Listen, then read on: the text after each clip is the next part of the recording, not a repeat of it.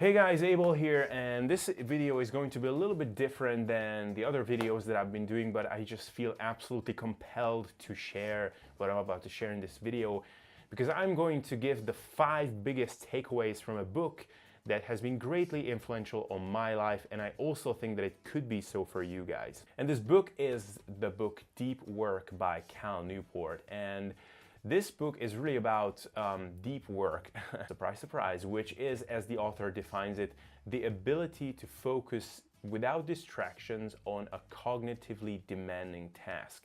And really the idea here is that in our modern society, this is going to be the new superpower of the next couple of decades, because people today are just losing the ability on an ongoing basis to focus deeply on things that matter, on really valuable things, and thus they are also not able to deliver the greatly valuable things that is the result of this deep work ability. So I really highly recommend that you guys check out this book, because if you are one of the few individuals in this world that can really deeply focus on valuable things and learn hard skills as a result and deliver greatly valuable things as a result, then you can really outpace your peers and you can transform your working career into a massively productive and satisfying one. The first takeaway here is that there is a clear distinction between deep and shallow work, and the idea here is that not all work is created equal, and there's the type of work that really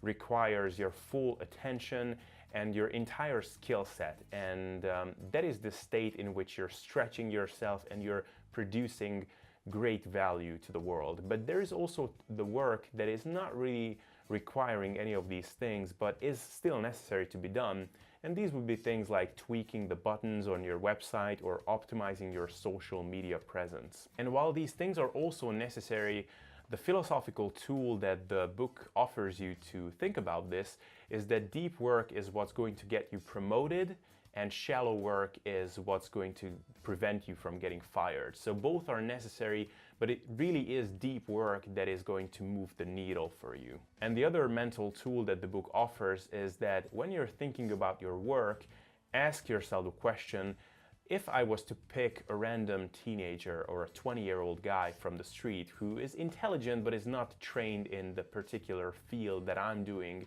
would he or she be able to do what I'm doing? And if the answer is yes, or if the answer is well, no, but it would take me like 2 days to teach him everything that I'm doing, then that tells you that you're spending a lot of your time doing shallow things that is not hard to replicate, and therefore your position in what you're doing is kind of vulnerable, or you're not really producing the type of rare and valuable things that you would want to produce. So again, shallow work is not bad. It is absolutely necessary, because otherwise things would stop running their course.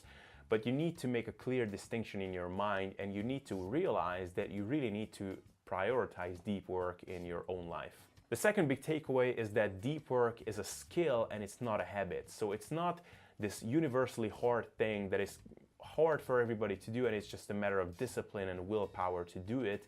It really is a trained art, and it's a skill that if you don't practice, you're not really going to be good at it. So even if you're doing everything that the book suggests, so you set aside time and you find a good place where you can work deeply, if you haven't practiced this skill, then you will find that you're not going to produce too much and you're not actually going to get much done. You will find that you're always finding yourself, your thoughts wandering away, and you're kind of going to find this experience a frustrating one.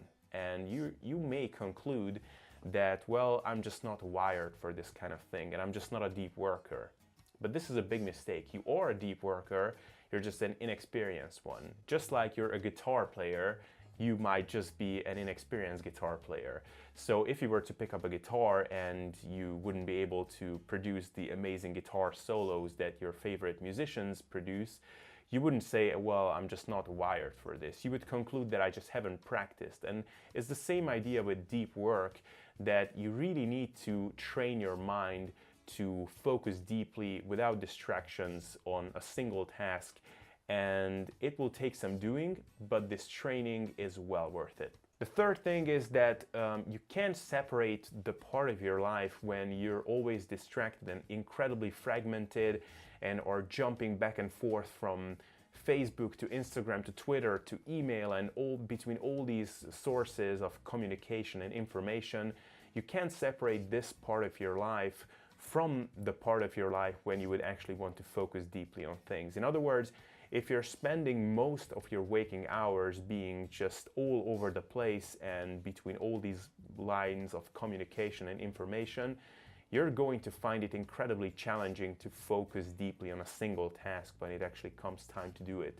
It can be done, but it's pretty damn hard. So the tools that the book offers to train your mind to focus deeply when it actually comes to focusing deeply is A, practicing boredom, and 2, productive meditation. So let's talk about each of these. How do we practice boredom? Well, picture a scenario when you're standing in line in a grocery store and it's boring as hell, and it would be convenient to just pull your phone and check your emails or your Facebook, but you don't do it and you're resisting this distraction, and instead you're just staring at the wall and occupy yourself with your thoughts. And the idea here is that you're training your mind, that little muscle in your brain that is responsible for resisting distractions when the temptation arises. And this really kind of weans you off from always looking for quick, novel stimuli, as the book describes it. Because deep work is actually boring in the sense that you're doing the same thing for a long period of time. And if you're not tolerating the state, then it will be really difficult to actually do it when you actually want to do it. Second thing is productive meditation, and I really find this fascinating because the idea here is that you're picking times of the day that would otherwise be wasted, for example, sitting in the traffic jam or just commuting to work or waiting in line, to use these times productively. Let's say you're sitting in traffic jam and you're picking a set of problems that you need to work on, and you're trying to make progress on it. So let's say something as simple as designing your workout split, for example. And let's say in the traffic jam, you're trying to select the exercises that you're going to do for each muscle group. So as you're sitting in the traffic jam, you're starting to think, okay, for quads, I'm going to do squats, leg extensions, and lunges. And for the pecs, I'm going to do bench press and pec flies. And what you'll find is that even in something as simple as this, your mind will start to wander away and seemingly related things will come to mind. For example, what rep ranges you're going to do or the number of sets. And when this happens, you're catching yourself and you're gently reminding yourself that, okay, this is not the task here. I wanted to think about the list of exercises. So you're bringing your attention back to the original problem set. And by doing this, you're training your mind again to really focus on a single task at a time and to make progress on it. And this is really incredible in the sense that not only you're getting to this training, but you're also spending productively times of the day that are otherwise kind of wasted and just kind of uselessly spent. Fourth big idea is that you should schedule distractions instead of scheduling focused times. And the idea here is that instead of doing what most people do, which is scheduling the times when you're going to focus deeply on things, you're doing the opposite and you're scheduling the times when you are giving into the distractions of Facebook and email and things like that. And so by this, you're basically making the focused times your default and not the other way around. Now, for some people, of course, using the internet and Facebook might play an important role for their work because let's say you need to share things on Facebook and Twitter and things like that. And for this, the book still suggests that you shouldn't just abandon setting barriers for yourself, but you should instead just set lots and lots of scheduled times when you're going to use the internet. So it could be as frequently as every 15 minutes, but it still gives your mind practice resisting the temptations when they just arise on a whim when you want to use the internet. For example, what I did for myself is up until 3 p.m., every hour in the 45th minute, I'm allowed to use the internet for 15 minutes. So basically from the time that I wake up until 3 p.m., when the clock hits 45, in every hour, I'm allowed to use the internet for 15 minutes. And at every other time, I'm not allowed to check Facebook or my email. And from 3 p.m. onwards, I'm basically going berserk. So I'm at the beginning stages of this, but I've already noticed great improvements in my productivity and my work output. Fifth big idea is that by working deeply and mastering this skill and learning to be less distracted in general, you're really going to improve other areas of your life and not just your professional one. And the idea here is that by living in this 24/7 connectivity and switching back and forth between Facebook and all kinds of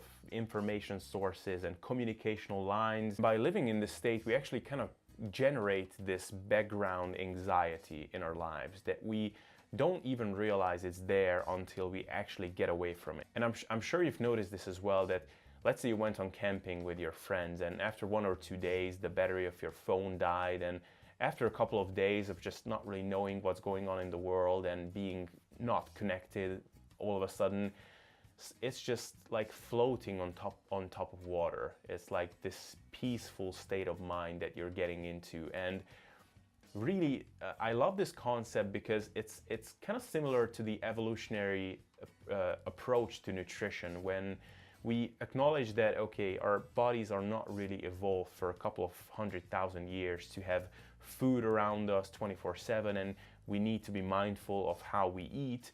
And the same thing applies for our brains and productivity. Like, we need to be mindful of all these distractions around us because we didn't evolve in an environment when we had communicational lines and sources of information around us in every direction 24/7.